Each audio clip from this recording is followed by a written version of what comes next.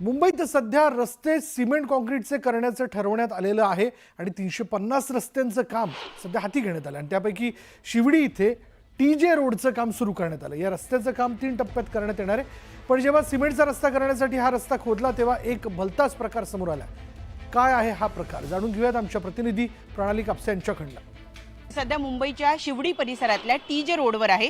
जो रस्ता तुम्ही आता पाहताय हा रस्ता सिमेंट कॉन्क्रीटचा रस्ता करण्यासाठी म्हणून खोदण्यात आला होता आणि हा खोदण्यात आल्यानंतर लक्षात आलं की हा डांबराचा रस्ता जो समजत होती मुंबई महानगरपालिका तो मुळात डांबराचा नाहीये। आता तुम्ही पाहताय की या रस्त्याची इथून इतकी जी लेवल आहे ही पूर्ण डांबराची तयार करण्यात आली आहे, परंतु त्याच्या खाली मात्र सिमेंट कॉन्क्रीटचा रस्ता आहे। सचिनजी, जेव्हा हा संपूर्ण धक्कादायक प्रकार तुम्हाला ऐकायला मिळाला तेव्हा तुमची प्रतिक्रिया काय होती? कारण तुम्ही नगरसेवक राहिले आहेत या वॉर्डचे, पूर्वीचे नगरसेवक कदाचित तुमच्याच पक्षाचे असू शकतात, कुणालाही कल्पना नव्हती की हा आधी सिमेंट कॉन्क्रीटचा रस्ता होता। ज्या वेळेला या रस्त्याचं खोदकाम चालू झालं त्यावेळेला अधिकाऱ्यांकडून ज्या वेळेला विलंब होतोय रस्त्याच्या खोदकामाला तेव्हा मी या ठिकाणी व्हिजिट केली होती आणि त्या व्हिजिटमध्ये जेव्हा मला आढळलं की पूर्वीचा रस्ता मुळात होता कॉन्क्रिटीकरण रस्त्यावरती 15 वर्षापूर्वी डांबरीकरण केलं आणि आता डांबरीकरणवर पूर्ण कॉन्क्रिटीकरण।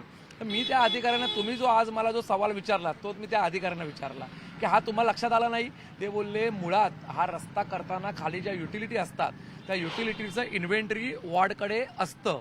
मग जर युटिलिटीचं इन्व्हेंटरीकरण होतं म्हणजे महानगर गॅस असू दे, बेस्टच्या लाईन असू दे, टेलिफोन एजन्सीच्या लाईन असू दे, त्याबरोबर ह्या रोडचं देखील जे इन्फ्रास्ट्रक्चर आतमध्ये आहे ते त्यावर रेकॉर्डवर असणं गरजेचं होतं, परंतु असला कोणताही रेकॉर्ड ते म्हणाले प्रशासनामार्फत प्राप्त झाला नाही।